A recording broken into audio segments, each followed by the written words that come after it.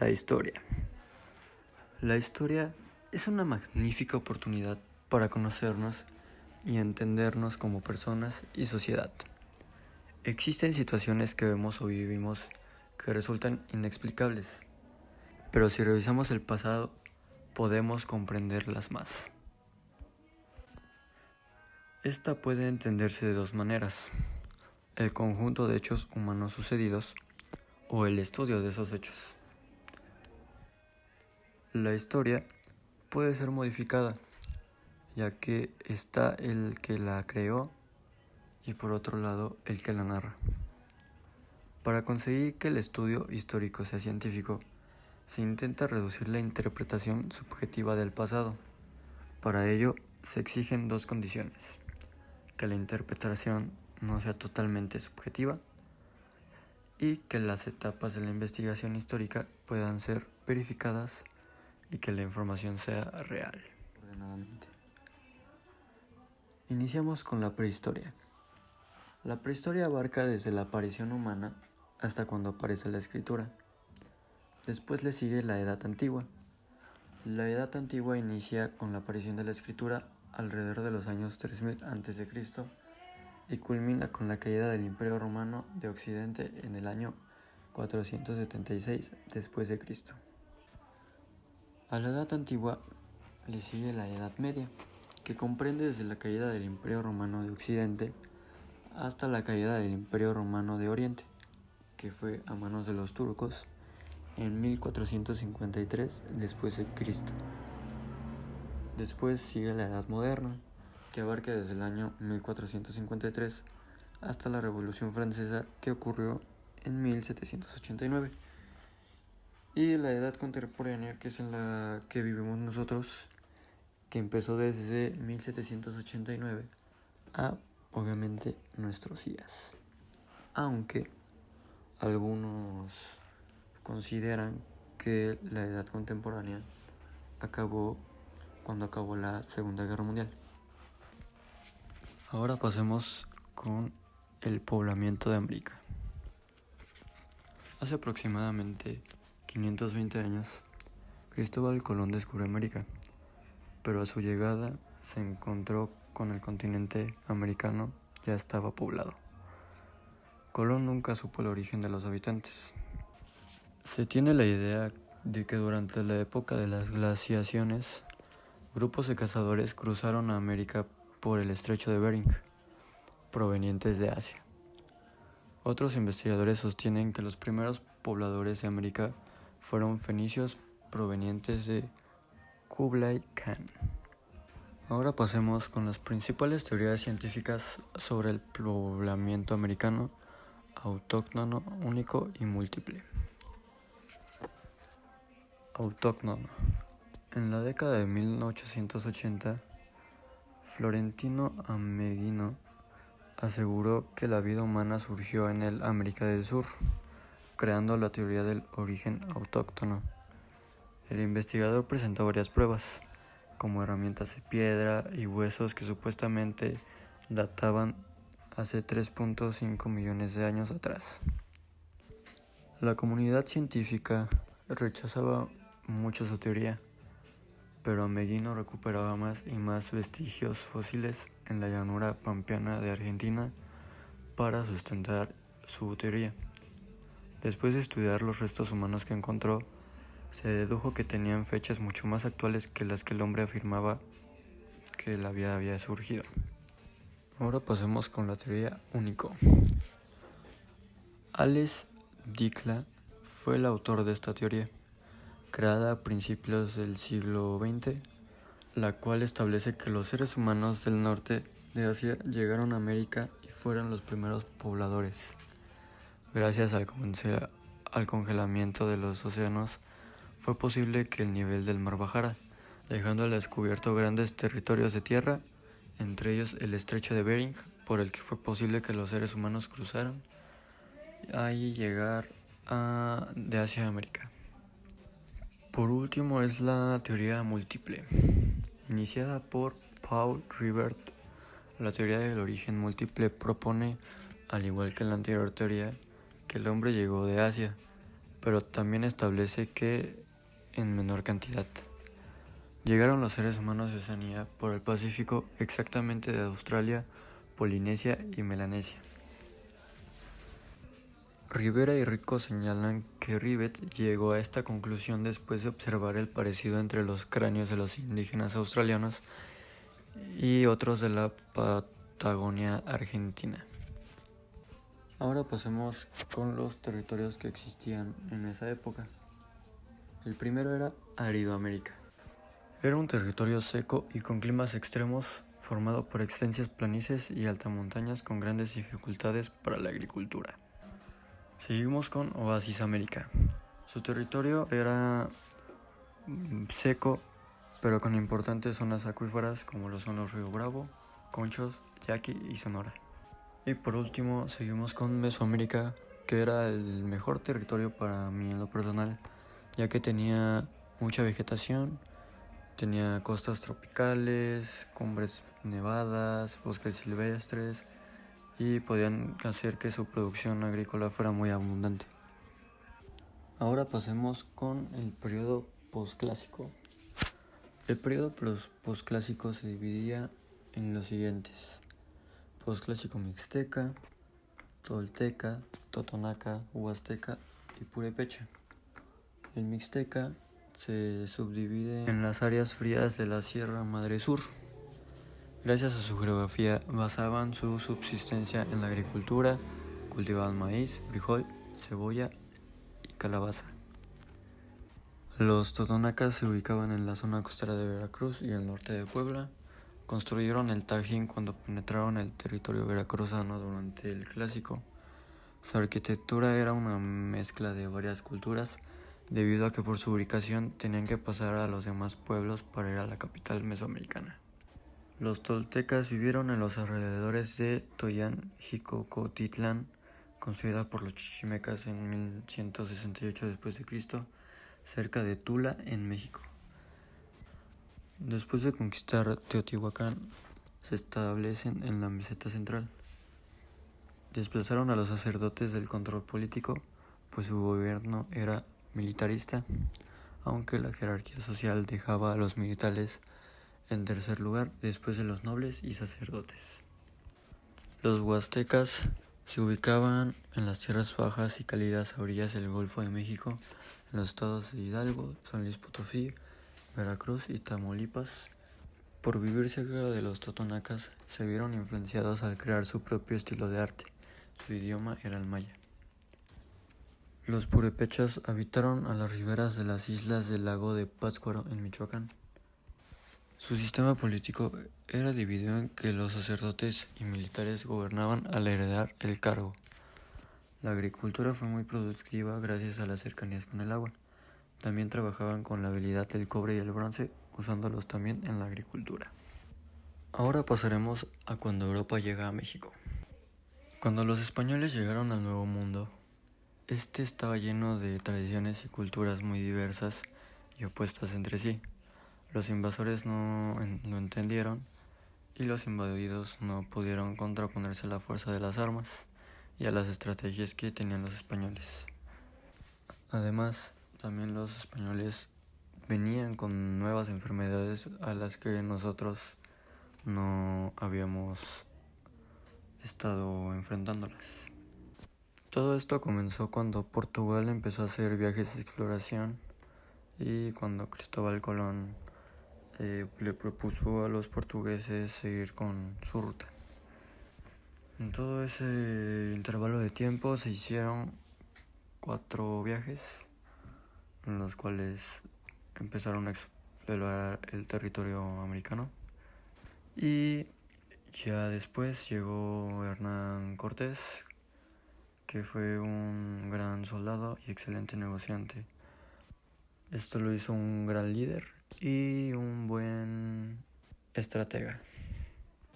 Ellos empezaron a proponer conquistar Tenochtitlán cuando empezaron a explorar América.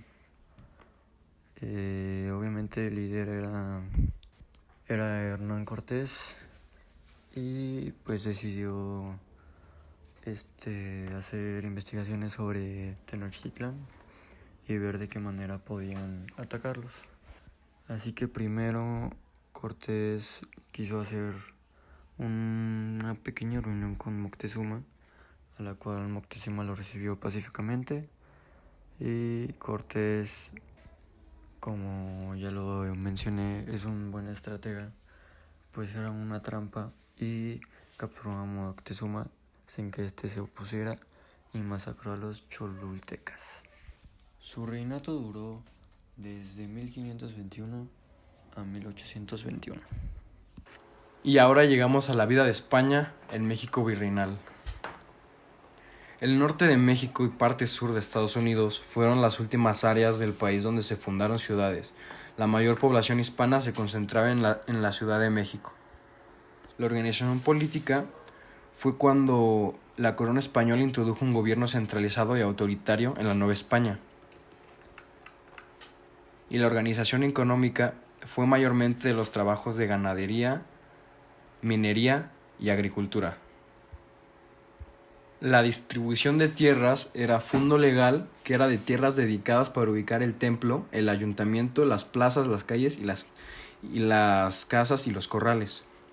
Luego seguían los propios, que eran usados para cubrir con el producto proporcionado los gastos públicos. Los ejidos pertenecían a todo el pueblo, servían para la obtención de leña a las afueras de la ciudad. Y luego seguían las tierras de repartimiento, que eran derecho inalienable que se podía heredar pero no vender. Se otorgaba a todo jefe de familia y se pedía con la extinción de la misma. Organización social durante el virreinato. Junto con el mestizaje surgieron otros grupos sociales, los indígenas, españoles, criollos, negros y asiáticos. Y de ellos nacen mestizos, que era la mezcla de español con indígena, los zambos, que era mezcla de indígena y africano, cambujos, mezcla de indígena y asiático, castizos, español y mestizo, mulatos, mezcla de español y negro, moriscos, mezcla de español y mulato, y los albinos, mezcla de español y morisco.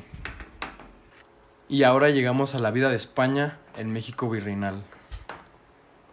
El norte de México y parte sur de Estados Unidos fueron las últimas áreas del país donde se fundaron ciudades. La mayor población hispana se concentraba en la Ciudad de México. La organización política fue cuando la corona española introdujo un gobierno centralizado y autoritario en la Nueva España. Y la organización económica fue mayormente de los trabajos de ganadería, minería y agricultura. La distribución de tierras era fundo legal, que era de tierras dedicadas para ubicar el templo, el ayuntamiento, las plazas, las calles y las casas y los corrales. Luego seguían los propios, que eran usados para cubrir con el producto proporcionado los gastos públicos. Los ejidos pertenecían a todo el pueblo, servían para la obtención de leña a las afueras de la ciudad. Y luego seguían las tierras de repartimiento, que eran derecho inalienable que se podía heredar pero no vender. Se otorgaba a todo jefe de familia y se pedía con la extinción de la misma. Organización social durante el virreinato. Junto con el mestizaje surgieron otros grupos sociales, los indígenas, españoles, criollos, negros y asiáticos. Y de ellos nacen mestizos, que era la mezcla de español con indígena, los zambos, que era mezcla de indígena y africano, cambujos, mezcla de indígena y asiático, castizos, español y mestizo, mulatos, mezcla de español y negro, moriscos, mezcla de español y mulato, y los albinos, mezcla de español y morisco. La existencia de la iglesia durante el virreinato. El rey español impuso a los colonizadores que evangelizaran.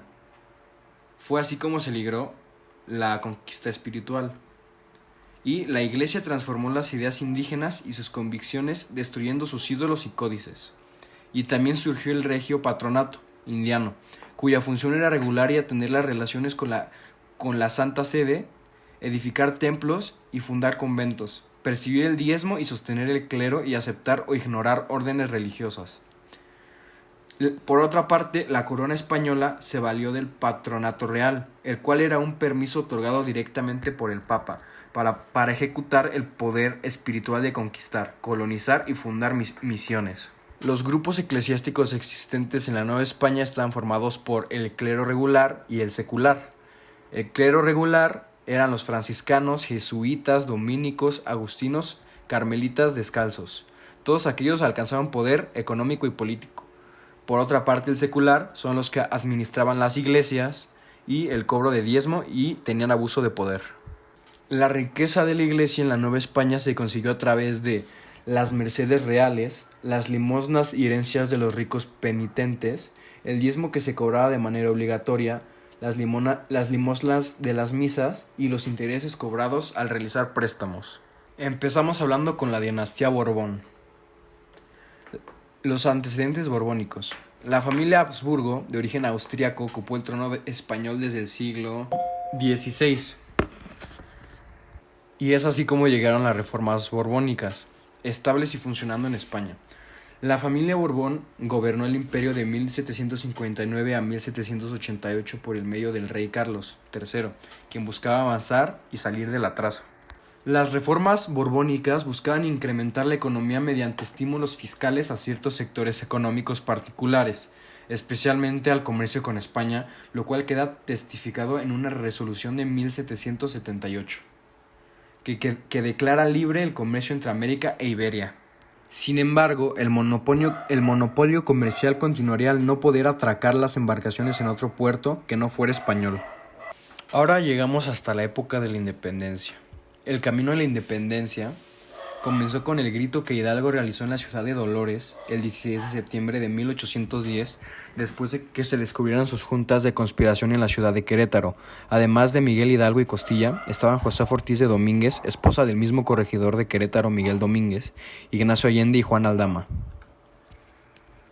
Hidalgo mandó tocar las campanas de la iglesia para reunir a la gente, que confundida se encaminó hacia el templo, mediante un elocuente mensaje en el que les recordó los sufrimientos vividos por ellos y sus antepasados, y los que posiblemente podían vivir sus hijos si no hacían algo al respecto. Los invitó a luchar contra el mal gobierno, y así el pueblo, motivado por aquellas palabras y reflexiones, se convirtió en insurgente. Hombres y mujeres pacíficos pasaron a ser rebeldes. El gobierno no imaginaba aún la magnitud de la proeza que aquel sencillo y mal preparado ejército iniciaba. En Atotonilco, los insurgentes tomaron como estandarte representativo de su tropa la imagen de la Virgen de Guadalupe. Entraron a Guanajuato 2 semanas después, donde Hidalgo no pudo detener a la turba que se dedicó a robar y saquear. Ahí aconteció la intervención del Pípila para tomar la Alhóndiga de Granaditas, en la que estaba atrincherado el ejército realista. Una gran cantidad de realistas murió a manos de los insurgentes. Los insurgentes derrotaron al ejército realista en el Monte de las Cruces, a la entrada de México en octubre. Hidalgo, en lugar de entrar y tomar la capital, ordenó replegarse. Esto desanimó a sus seguidores y fortaleció a los realistas. A partir de esta acción, las derrotas empezaron a suceder. La primera ocurriendo en Aculco. Dicha derrota obligó a Hidalgo a retirarse a Guadalajara, donde realizó una serie de disposiciones buscando fortalecerse. Decidió abolir la esclavitud, suspender el pago de todo tipo de tributo y devolver las tierras comunales a los indígenas. Allende se retiró a Guanajuato. Allende e Hidalgo planearon la defensa de la ciudad de Guadalajara el 17 de enero de 1811. Sufrieron su última derrota en Puente Calderón. 5,000 realistas vencieron a 90,000 insurgentes. Los rebeldes huyeron hacia el norte, donde de nuevo los vencieron en la hacienda de Pabellón. Hidalgo fue degradado y desconocido. En su lugar se nombró como líder a Ignacio López Rayón. Hidalgo, Allende, Aldama y Jiménez huyeron a Aguascalientes. De allí se dirigieron a Estados Unidos para pedir apoyo económico, pero el jefe libertador Elizondo los traicionó en Coahuila. Arrestaron a los 4 en Acatica de Baján y los enviaron a Chihuahua para ser juzgados. A Hidalgo se le imputaron delitos de alta traición, sedición y conspiración, crímenes y asesinatos. Fue obligado a firmar una declaración de haberle fallado al rey y a Dios. Con un cuchillo le rasparon las manos y las yemas de los dedos con el fin de quitarle la potestad sacerdotal. Fue despojado de sus vestiduras sacerdotales y su tonsura. Ya degradado de sacerdocio y puesto de rodillas, se leyó su sentencia. excomunión y pena de muerte por traición a la patria. Fue fusilado el 30 de julio de 1811 por las fuerzas realistas. Primera etapa de Morelos. Fue apoyado por los hermanos Galeana. Morelos derrotó a 3 jefes realistas, París, Cosio y Fuentes, tomando casi todo el estado de Guerrero. La segunda etapa de Morelos inició con la toma de Izúcar, Puebla y Cuernavaca. 3 meses de sitio por parte de los realistas de Félix María Calleja. Morelos fue nombrado comandante del ejército insurgente.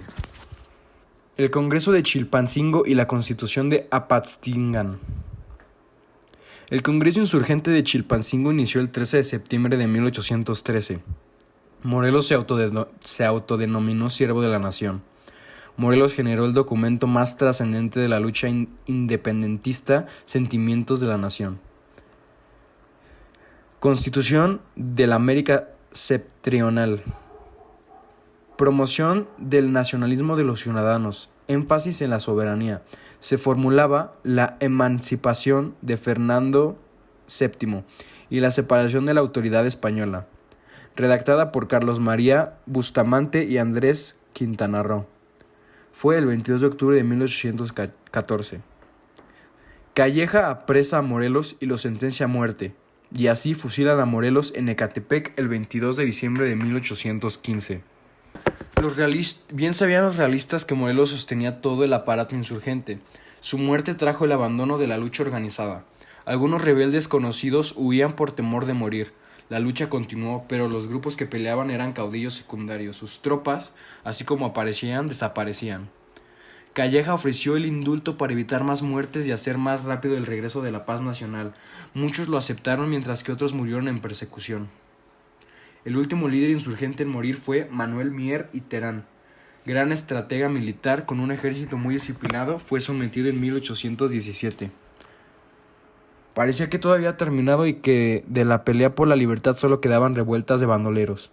Pero la tranquilidad duró poco. El 15 de abril de 1817 apareció un joven español de nombre Francisco Javier Mina para dar un nuevo impulso a la lucha. Con sus ideas liberales y en defensa de la Constitución de Cádiz, huyó de España rumbo a Francia y después a Inglaterra. Ahí se relacionó con el mexicano Fray Servando Teresa de Mier, quien lo convenció para viajar a México y luchar contra el absolutismo.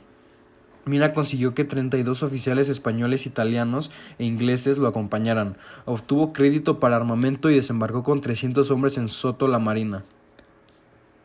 La etapa de la resistencia no terminó con la muerte de Mina. Guadalupe Victoria en Veracruz y Vicente Guerrero en las montañas del sur mantenían viva la llama de la esperanza emancipadora.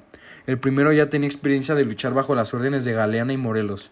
A Guerrero también lo reconocían y le seguían muchos adeptos. Además, contaba con varias victorias que le permitieron ser nombrado jefe de las tropas sureñas en 1816.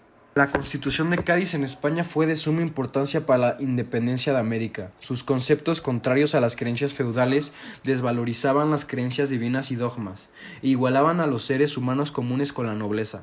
El clero y los funcionarios gubernamentales, además, permitían libertad de imprenta, promovía la libertad de comercio, erradicaba la Inquisición para quitar el poder que la Iglesia tenía sobre la vida del hombre.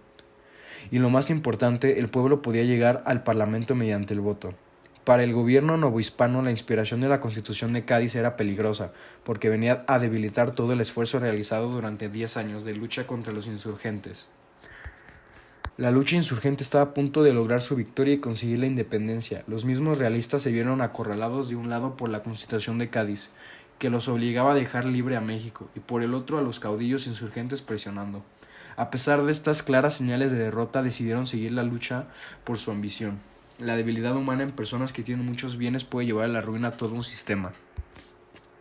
La situación rebelde de la Nueva España no termina. El virrey Calleja deseaba conseguir la paz y tranquilidad vivida en otros tiempos. Los enfrentamientos entre realistas e insurgentes no cesaban, especialmente en el sur, con lo que no se contaba con la aparición del rey de España Fernando VII, quien presionado por los liberales decretó la activación de la Constitución de Cádiz, que había quedado sin función desde 1814. El virrey había pensado con cordura que aceptaría la independencia, pero un grupo de eclesiásticos que dirigía Matías de Monteagudo y otros ricos propietarios no estaban de acuerdo. Se reunieron en el templo de la profesa de la Ciudad de México para fabricar un plan que les permitiera vivir como hasta ahora lo hacían. Decidieron esconder el contenido de la Constitución española y seguir afirmando la ausencia del rey para dejar el poder aún en manos de Apodaca. Buscaron además a la persona idónea para gobernar, una persona en quien confiara la gente, el alto clero y los gobernantes, y lo encontraron en el coronel Agustín de Iturbide, que vivía en la ciudad sin ejercer funciones militares. Iturbide estaba suspendido de sus funciones porque tenía fama de sanguinario y de enriquecimiento ilícito.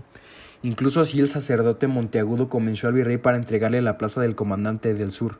Iturbide fue nombrado comandante general del sur el 9 de noviembre de 1820. Se le recomendó acabar con los insurgentes o traer a las filas realistas a Vicente Guerrero y a Pedro Asensio Algeciras. Iturbide envió una serie de cartas a Guerrero exhortándolo a adherirse a él para luchar contra la corona española.